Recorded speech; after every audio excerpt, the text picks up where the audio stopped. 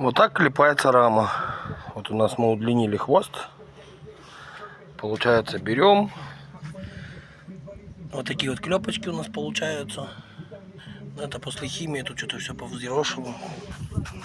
Снизу донкрат вон тот в клепку подпирает. Здесь такая вот конструкция распорная. Все, здесь вот резаком нагреваем.